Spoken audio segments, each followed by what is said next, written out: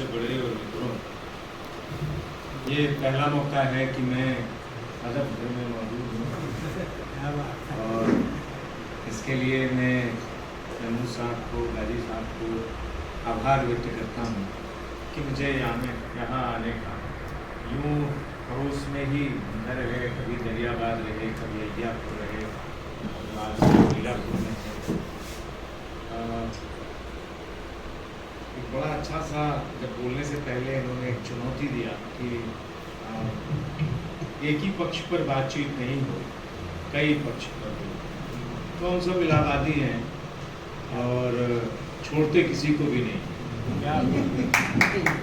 मैं पिछले दिनों गालिब पर कुछ लिखने के लिए मेरे पास आया और मैं गालिब को पढ़ने लगा, तो मिला कि गालिब बांदा के रास्ते जब नाव पर बैठकर इलाहाबाद पहुँचे तो उनके साथ कुछ गड़बड़ हो गई इलाहाबाद में, तो नाराज़ भी हो गए इलाहाबाद से।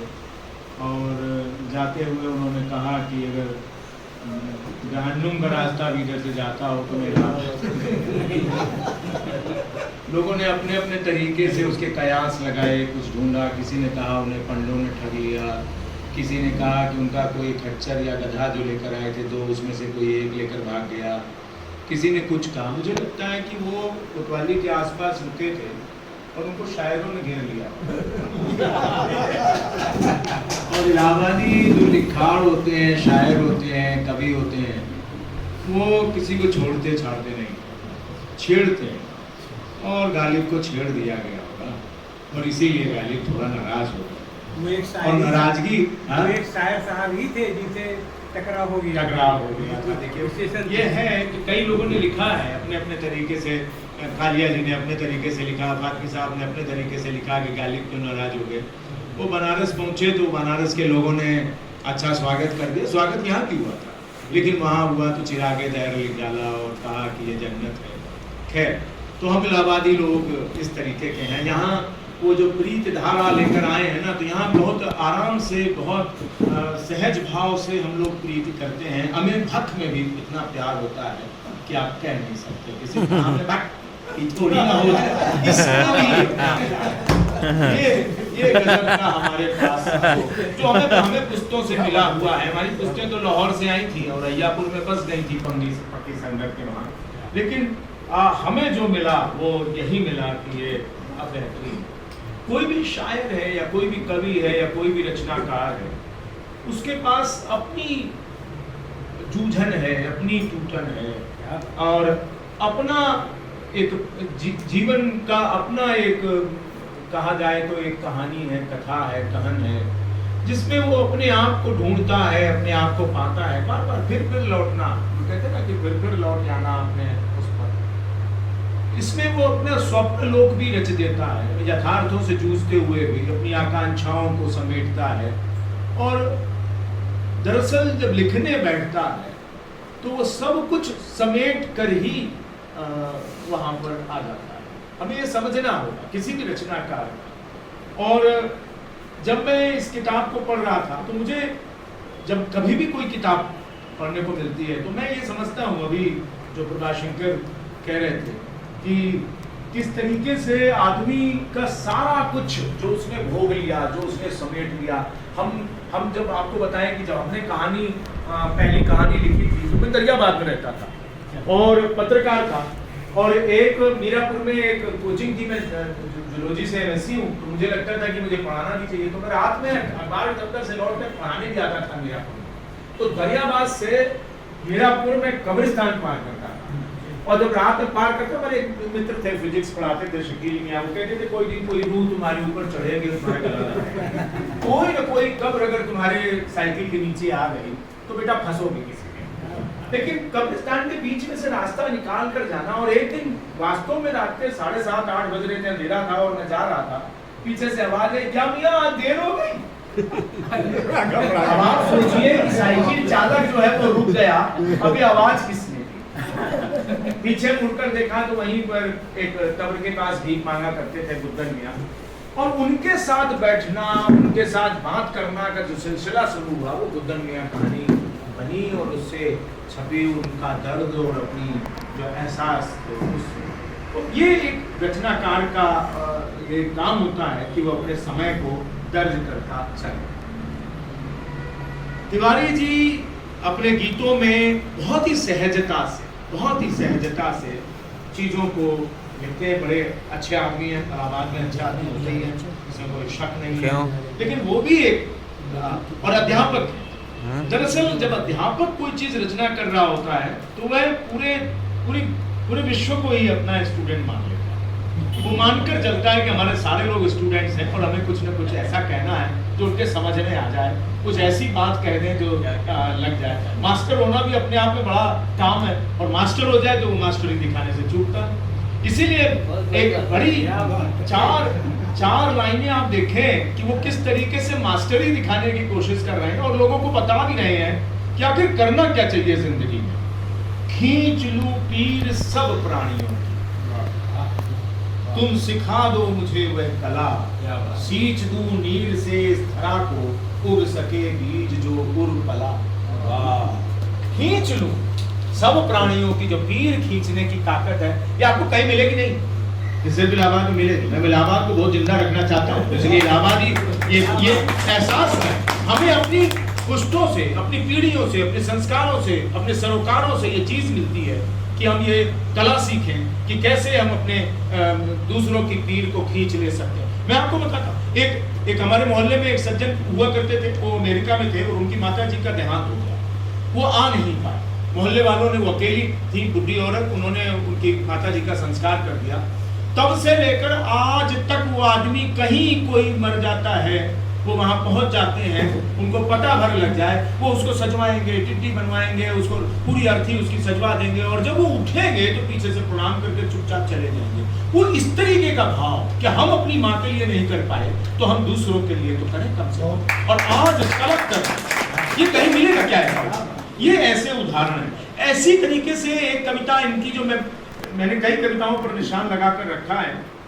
हम आ तो जाते हैं, जब हमारे बाबा ने हमको ये बताया कि हम लोग लाहौर के हैं और वहाँ की बातें, वहाँ की चीज़ें, हमारी हाय रब्बा बिंद्रो मर गई, पाकिस्तान में छूट गई थी हमारी पिताजी की बुआ, उनका क्या हुआ, वो कैसे मरी, और उनके पड़ोसी जो थे वो बॉडी नहीं आ पाई वहाँ से क्योंकि वो वहीं छूट गई थी, वहीं रहा करती थी, तो वहाँ पर कैसे उनका पड़ोसी इम्तियाज अली ने उनका दाह संस्कार भी कर दिया, उनकी जो राख थी उनको लाने का बड़ा प्रयास हुआ। वो कहानी आप पढ़ेंगे, नया ज्ञानोदय में छपी थी, हाय रब्बा बिंद्रो मर गई। हम आज भी उस मकान को याद करते हैं जिसकी तस्वीर बाबा के कहने पर एक रेखा चित्र वाले ने बनाई थी। तस्वीर नहीं थी, फोटो नहीं थी, लेकिन बाबा उस आंगन को जिंदा रखना चाहते थे जिस आंगन में उनका बचपन बीता था। आप सोचें कि इलाहाबाद में रहकर अपने उस आंगन को याद करना बड़ा गजब का है। और यही एहसास कुछ दे गई मुझे तिवारी जी की ये पंक्तियां, आ तो गया प्रयाग मगर मन है पटियाला। गजब गजब लाइनें हैं कि आ तो गया प्रयाग मगर मन है पटियाला में, तीर्थ नहीं पर तीर्थंकर से अब की मिले बहुत जन, पहले जहां ऊब जाता था अब की डूब गया मन, समय समय की बात अभी मन है पटियाला। अब ये लंबी कविता है, अब आप इसे पढ़ेंगे तो आपको लगेगा कि अपनी जमीन को याद करना या अपने कार्य क्षेत्र को याद करना, ये एहसास दिलाना और इस एहसास से जोड़ना लोगों को कि हम जहाँ के होते हैं अपनी मट्टी को, अपनी जमीन को कभी न भूलें और उसको याद करें पल पल, ये एक बड़ा काम होता है जो तिवारी जी ने लिखा है। दूसरा, एक अध्यापक का एक और भी काम होता है। मुझे जगह जगह ये अध्यापक की तरह ही नजर आते हैं। मुझे लगता है कि अध्यापक का काम होता है कि आत्मविश्वास बढ़ाए, जिससे भी बात करे उसका कुछ कॉन्फिडेंस बूस्ट कर दे, क्योंकि जो रचनाकार है उसका बड़ा काम है और आज के समय में तो बहुत बड़ा काम है कि आप लोगों के बीच में विश्वास पैदा करें। जब आपस में विश्वास खो रहा हो, जब हमें सत्ता से विश्वास, व्यवस्था से विश्वास न रह गया हो, जब अड़ोसी पड़ोसी अपना विश्वास खो रहे हो, जब हमारे सरोकार विश्वास पर नहीं आ रहे हो, तो जरूरी हो जाता है कि हम लोगों के भीतर का विश्वास जगाने का काम करें। और ये काम तिवारी जी बखूबी कर रहे हैं। लोग न माने तुम जो मानो उस पर अटल रहो, लोग न माने तुम जो मानो उस पर अटल रहो, लेकिन बस अभिमान के लिए मत तुम विकल रहो, तुम्हें लगे जो बात अनर्गल मुख से नहीं उचारो, क्या अनुचित क्या उचित एक पल, अपने आप विचारो, ऊपर उठ व्यक्तिगत स्वार्थ से तुम परमार्थ कहो, लोग न माने तुम जो जानो उस पर करो। ये जो विश्वास जगाने की कामना है ये गजब की है।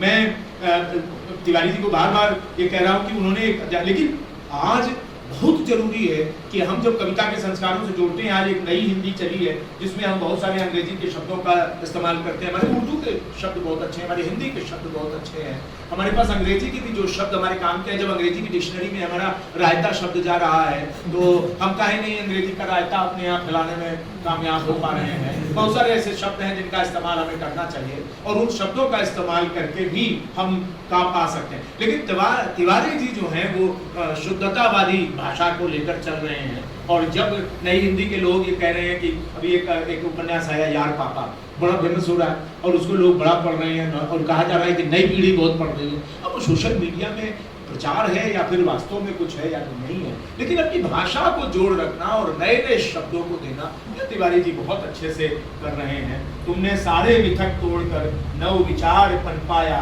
दूर हो गए भ्रम सबके ऐसा प्यार जताया। महिला सशक्तिकरण का इतनी बेहतरीन कविता है, जननी ना होकर भी तुमने माँ से अधिक दुलारा। अब ये इनके भाव जब कवि लिख रहा होता है या लेखक लिख रहा होता है तो वो किस भाव से लिख रहा होता है। हम सब अपनी अपनी क्रिएटिव जियोग्राफी के साथ आते हैं। हमारी परवरिश, हमारा पैदाइश जहाँ होती है, यानी हमारी जो कहा जाए कि हम जिस परवरिश से आते हैं और जिस परिवेश में हम पलते बढ़ते हैं, दोनों का हमारे दिमाग पर असर पड़ता है। ये एक प्रकार की क्रिएटिव जियोग्राफी है जो हमारे दिमाग की बनती है। हमारी माँ हमें बनाती है, हमारा मोहल्ला हमें बनाता है, हमारे घर की संस्कृति हमें बनाती है, हमारे मोहल्ले की संस्कृति हमें बनाती है, फिर स्कूल कॉलेज के टीचर दोस्त हमें बनाते हैं, फिर इसी तरीके से हमारा कॉलेज विश्वविद्यालय हमें बनाते हैं, हमारी यात्राएं, हमारी किताबें सब हमें बनाती हैं और उससे हमारा दिमाग बनता है। फिर उस परिवेश में जिसमें हम जी रहे होते हैं उसका और परवरिश का, ये सारे कुछ मिलकर हमें बनाने का काम करते हैं। कुरोसावा एक फिल्मकार था, उसके पास 3 फुटेज थे। एक फुटेज में एक दुखी अवस्था में औरत पलंग पर लेटी हुई थी, एक फुटेज में एक आदमी दुखी अवस्था में, परेशान अवस्था में दीवार के सहारे टेक लगाए खड़ा था,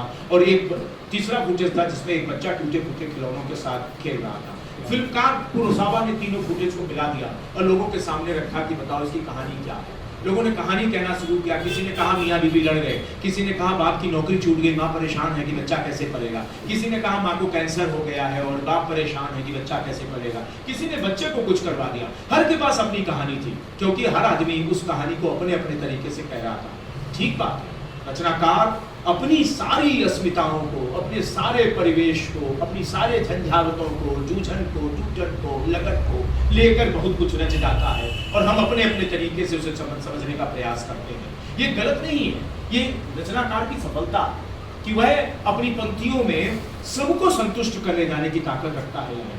अगर रचनाकार अपनी पंक्तियों में सबको, यानी जितना ऑडियंस है, अब ऑडियंस को, अगर आपका टारगेट ऑडियंस है कि हमारी किताब कोई पढ़ ले, लेकिन आपका पार्टिसिपेटरी ऑडियंस है कि उस किताब में अपने आप को ढूंढ ले, अपने आप की जूझन को, अपने आप की जूझन को ढूंढ ले और उस ढूंढने के फर्क में वो अपने पद पा ले। ये जो चीज है ना, यही इसको महत्वपूर्ण बनाती है। और बहुत सारी रचनाएं इसमें पढ़ने के बाद ऐसा लगता है कि हम इसमें अपने आप को ढूंढ सकते हैं। ये सही है कि मैं जब भी किसी की व्याख्या करता हूँ इम्तियाज गाजी की उस बात का पालन करते हुए कि जब मैं किसी रचनाकार को पढ़ता हूँ तो क्या मुझे एक क्रम दिखाई देता है, क्या हम एक सर्रे में पढ़ पाते हैं क्या? दरअसल हम सब की जीवनी एक रिदम पर टिकी हुई है। हम सब भीतर से रिदम पैदा करते हैं। हमारा हार्ट जो है ना, मैं जूलॉजी का आती हूँ तो थोड़ा उसको ही बताऊंगा आपको, उसमें ले आता हूँ मैं यहाँ पर कि हमारे भीतर एक रिदम है।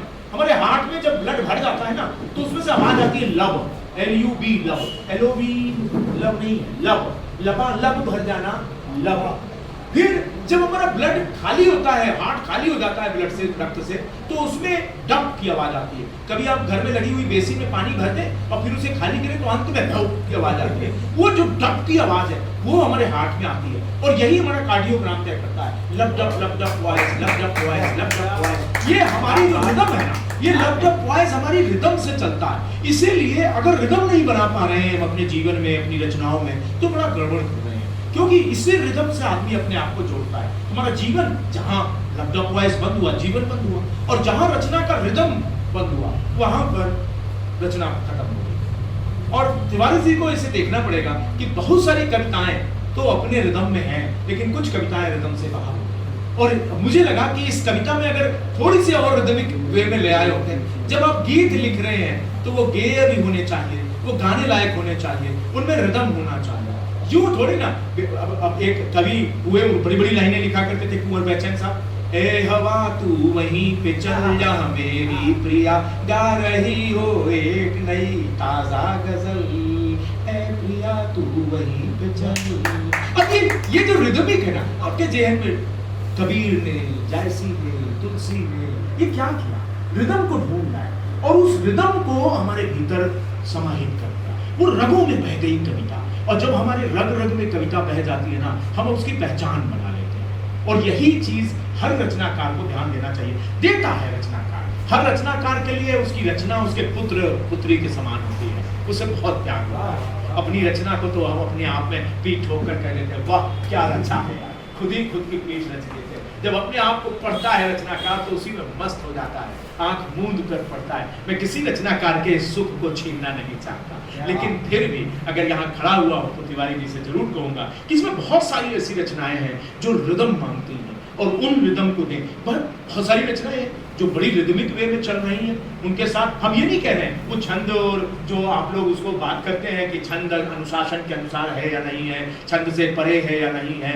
मैं उसमें नहीं जा रहा। लेकिन आप उस रिदम को ढूंढें जो जिंदगी की है। आप उस कहानी को देखें जो फिल्में आती थी हमारे यहाँ, जब हम फिल्में देखने जाया करते थे, आज से जब छोटा पर्दा हमारे घर में नहीं आया था, वो टेलीविजन वाला बुद्धू बोलता, तो हम पूरे मोहल्ले वाले, परिवार वाले इकट्ठे होकर किसी फिल्म देखने जाया करते थे। और फिल्म को देखने के बाद जब लौटते थे तो हर आदमी अपने को किसी न किसी किरदार में फिट पाता था। बूढ़ी औरत सास जो होती थी वो अपने को किसी में फिट कर लेती थी, बहू किसी हीरोइन में फिट कर लेती थी, लड़का किसी हीरो में फिट हो जाता था। महीनों उस किरदार को जिया जाता था। सास भी कहती थी ठीक है कहत रही, ठीक है कहत रही, तुम्हारे साथ यही होना चाहिए। और बहू भी कहती थी माता जी वो ही ध्यान दीजिएगा कि अंत में हुआ क्या था। चक्कर ये है कि हम सब उस दौर से होकर गुजरे हैं कि हमें लगता है कि कहानियां हो तो ऐसी हो, कविताएं हो तो ऐसी हो। आप पढ़े ना, जब मैं गालिब को पढ़ रहा था, मैंने शुरुआत में जो चर्चा की थी, गुलजार ने गालिब की हवेली जाने का जो रास्ता, उसका जो बयां किया है, वो जो बयां है बल्ली मारा की गली, वो चूड़ी खाना का जगह, वो आप देखें ना, वो पतली सी गली, वो टाट के पर्दे, वो बिकी बकरी का बिनियाना, और फिर गालिब की हवेली तक पहुंच जाना, वो अपने आप में चित्र खींचना होता है। और दरअसल रचनाएं चित्र खींचती हैं शब्दों के माध्यम से, और यही है एक रचनाकार की सफलता। डॉक्टर वीरेंद्र कुमार तिवारी इस काम में सफल होते हुए नजर आते हैं। बहुत ही शानदार तरीके से उन्होंने एक किताब तैयार की है। मैं उन्हें ढेर सारी शुभकामनाएं देता हूँ कि ऐसी बहुत सारी रचनाओं के साथ वे फिर आते रहेंगे। वो कहते हैं ना कि फिर अपने जहाज का पंछी उड़ जहाज को फिर आवे, और वो काम कर रहे हैं। चौथा गीत संग्रह है, मैं उन्हें 5वें 6वें 7वें 8वें की अग्रिम शुभकामनाएं देता हूँ कि वे खूब अच्छा लिखें, खूब बढ़िया लिखें और रिदम के साथ जिए। बहुत बहुत धन्यवाद।